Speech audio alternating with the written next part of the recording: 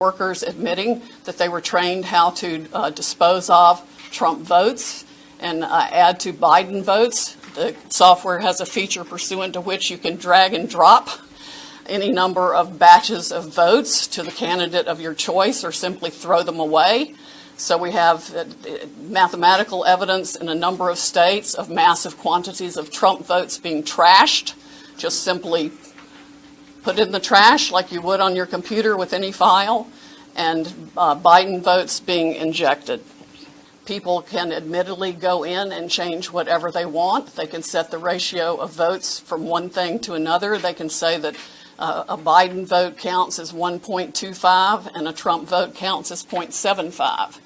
It can set and run an algorithm that probably ran all over the country to take a certain percentage of votes from President Trump and flip them to President Biden, which we might never have uncovered had the votes for President Trump not been so overwhelming in so many of these states that it broke the algorithm that had been plugged into the system. And that's what caused them to have to shut down in the states they shut down in.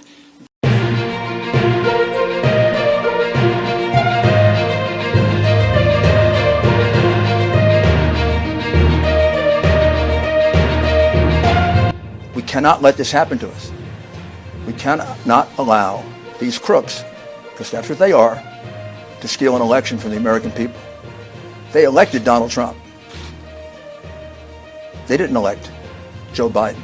What we are really dealing with here and uncovering more by the day is the massive influence of communist money through Venezuela, Cuba, and likely China in the interference with our elections here in the United States.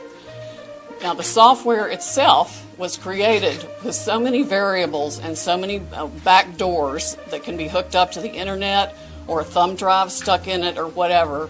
But one of its most characteristic features is its ability to flip votes. It can set and run an algorithm that probably ran all over the country to take a certain percentage of votes from President Trump and flip them to President Biden, which we might never have uncovered had the votes for President Trump not been so overwhelming in so many of these states that it broke the algorithm that had been plugged into the system. And that's what caused them to have to shut down in the states they shut down in. That's when they came in the back door with all the mail-in ballots, many of which they had actually fabricated. Some were on pristine paper with identically matching perfect circle dots for Mr. Biden. Others were shoved in batches. They're always put in a certain number of batches, and people would rerun the same batch. This corresponds to our statistical evidence that shows incredible spikes in the vote counts at particular times, and that corresponds to eyewitness testimony of numerous people who have come forward and said they saw the ballots come in the back door at that time. Notably, the Dominion executives are nowhere to be found now. They are moving their offices overnight to different places. Their office in Toronto was shared with one of the Soros entities. One of the leaders of the Dominion project overall is Lord Malloch Brown, Mr. Soros' number 2 person in the UK and part of his organization. There are ties of the Dominion leadership to the Clinton Foundation and to other known politicians in this country. Just to give you a brief description of how this worked, I'm going to quote from a letter that was written, and I will read that to make sure I get the quotes right. This person was objecting to the United States. That's when they came in the back door with all the mail-in ballots, many of which they had actually fabricated. Some were on pristine paper with identically matching perfect circle dots for Mr. Biden. Others were shoved in batches. They're always put in a certain number of batches, and people would rerun the same batch. This corresponds to our statistical evidence that shows incredible spikes in the vote counts at particular times, and that corresponds to eyewitness testimony of numerous people who have come forward and said they saw the ballots come in the back door at that time. Notably, the Dominion executives are nowhere to be found now. They are moving their offices overnight to different places. Their office in Toronto was shared with one of the Soros entities. One of the leaders of the Dominion project overall is Lord Malloch Brown, Mr. Soros' number 2 person in the UK and part of his organization. There are ties of the Dominion leadership to the Clinton Foundation and to other known politicians in this country. Just to give you a brief description of how this worked, I'm going to quote from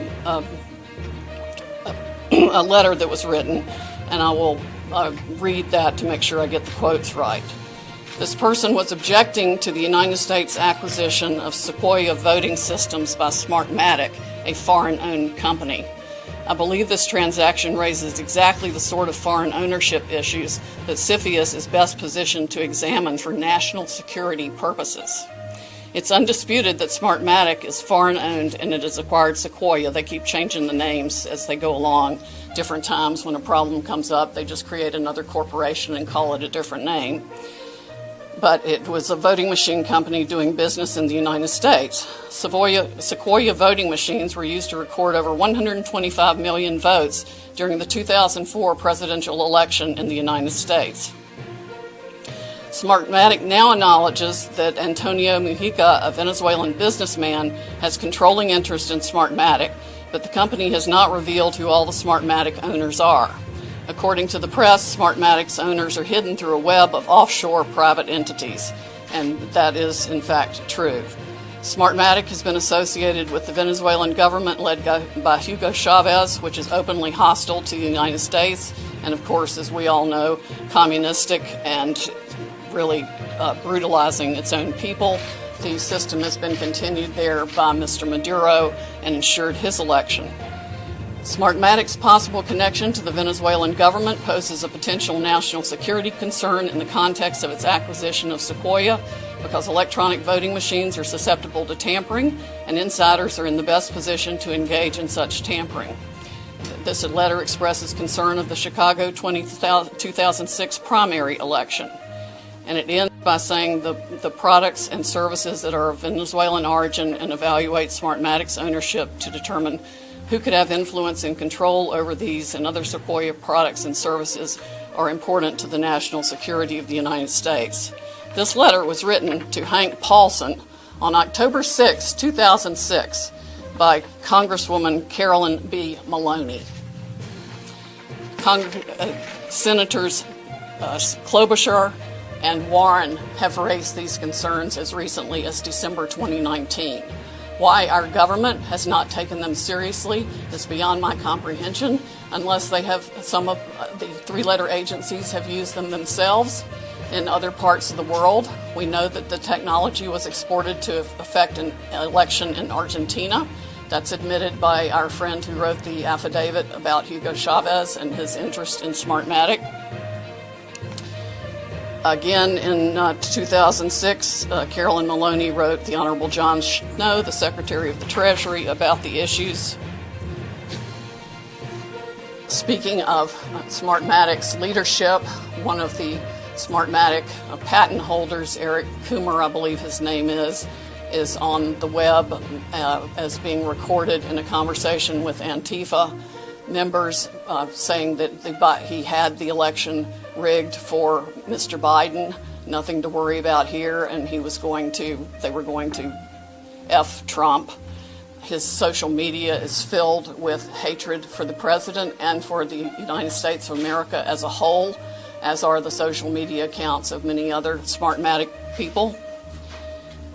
There has been widespread use of this. Dominion itself is utilized in 2,000 jurisdictions in 30 states.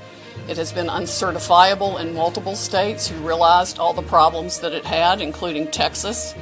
Experts have described it across the board, from a Princeton group of 3 professors to experts that we have talked to about its end-user vulnerabilities.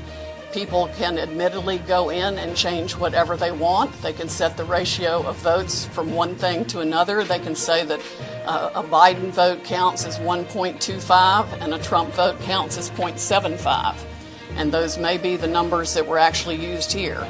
It's not just the swing states that were affected. The algorithm was likely run across the country to affect the entire election. Like I said, we only discovered it this year because of the overwhelming number of votes for President Trump in the swing states that caused the machines to have to shut down for them to backfill for adding votes. We have evidence of different numbers of votes being injected into the system, the same identical, unique 6-digit number multiple times in at least 2 states that we've analyzed so far, and I'm talking about like 341,542 votes for Biden and 100,012 for Trump. There's no explanation, no logical explanation for the same numbers being injected 20 minutes apart into the machine. The software manual itself, you can download it from the internet, and I would encourage you all to read it because it specifically advertises some of these things as features of the system. Why it was ever allowed into this country is beyond my comprehension, and why nobody has dealt with it is absolutely appalling. The machines were easily accessible to hackers. There's a video on the net that it will explain to you how a kid with a cell phone can hack one of these voting machines. There's been no oversight of Dominion or its software. Workers in each county were trained by Dominion, but there's no evidence of any monitoring otherwise. We have testimony of different workers admitting that they were trained how to dispose of Trump votes and add to Biden votes. The software has a feature pursuant to which you can drag and drop any number of batches of votes to the candidate of your choice or simply throw them away. So we have mathematical evidence in a number of states of massive quantities of Trump votes being trashed. Just simply put it in the trash like you would on your computer with any file, and Biden votes being injected. That's addition to the flipping. I mean, it really happens in 2 ways. There's an algorithm that runs that automatically flips all the votes, and then each operator has the ability to go in, override settings. They can ignore a signature. They can ignore the top line of the ballot. They can go down ballot and select who they want to change the results for. The gentleman who founded Smartmatic, there's video of him on the internet explaining that, yes, at least one occasion, he admits they changed 1 million votes with no problem. My name is Jenna Ellis, and I'm the senior legal advisor to the Trump campaign, and I'd like to just explain now where we've been and where we're at and what you can expect from this process. So what you have heard, I'm sure, in the fake newspapers tomorrow will be one of 2 things. Either there was not sufficient evidence that we've presented, or we spoke too long. Okay, so what you've heard now is basically an opening statement.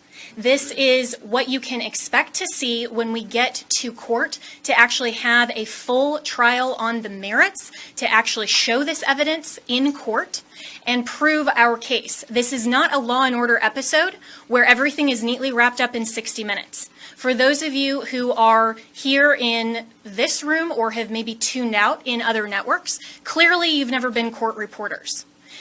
Trials take time. Putting on evidence takes time. This is basically an opening statement so the American people can understand what the networks have been hiding and what they refuse to cover, because all of your fake news headlines are dancing around the merits of this case and are trying to delegitimize what we are doing here. Let me be very clear that our objective is to make sure to preserve and protect election integrity. President Trump has been saying from day one that this is about maintaining free and fair elections in this country.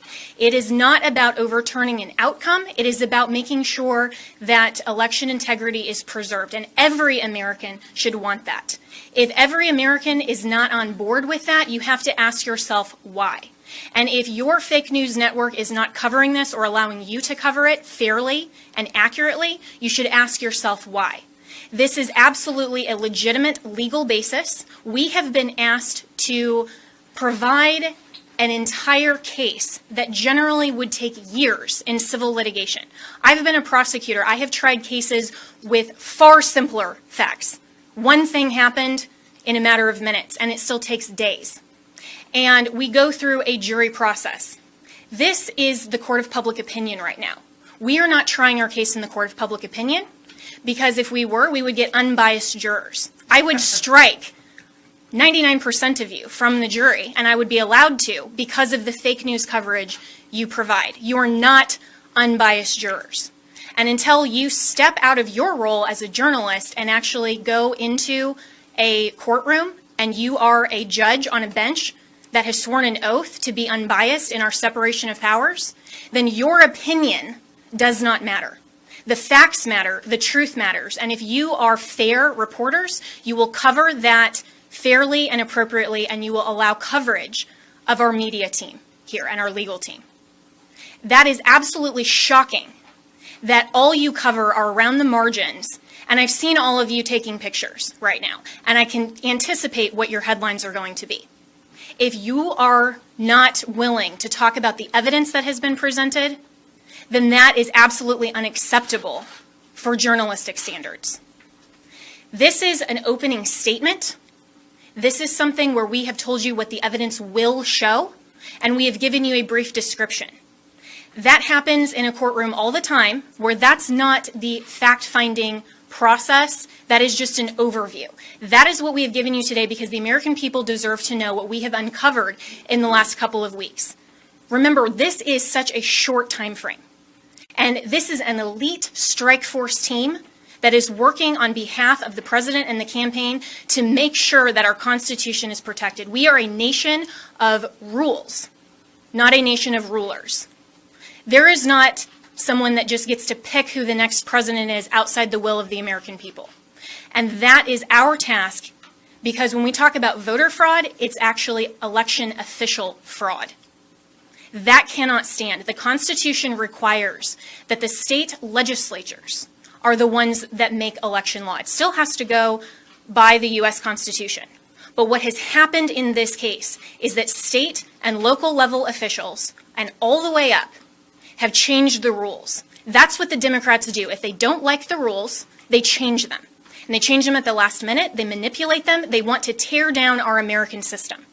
Our founders were so brilliant that they anticipated this, that there would be corruption, there would be foreign influence, there would be attempts to manipulate the outcome of the election, especially with who they called our chief magistrate. I would encourage all of you to go home and actually read Alexander Hamilton's Federalist 68 and see what he described as an advocacy position to adopt and ratify the Electoral College and the process by which we select our president. We select our president through the Electoral College not because it disenfranchises voters, but because it is a security mechanism for exactly the type of corruption that we are uncovering. And every American should be grateful and thankful that our founders had the foresight to put in those protections and provisions to make sure that your legitimate legal vote is not disenfranchised. That is what we are advocating for. We want to make sure to protect election integrity, and your president, President Trump, we are so proud that he is in this fight because he understands that when he swore his oath of office, he swore an oath to uphold and defend the United States Constitution. That is what he is doing. And that is what we are doing. We are confident that through this multiple pathway to victory, we will get to the actual outcome that the evidence shows. But this is not about overturning an election on our part. It's about making sure that we protect and preserve free and fair elections for all future American elections. If the United States caves to corruption or this type of election integrity disaster, then no election will be secure from here on out. And we all need to be keenly aware of that. We are the representatives here that are standing in this gap and defending President Trump and defending you, the American people, at the end of the day. This is ultimately about the United States of America.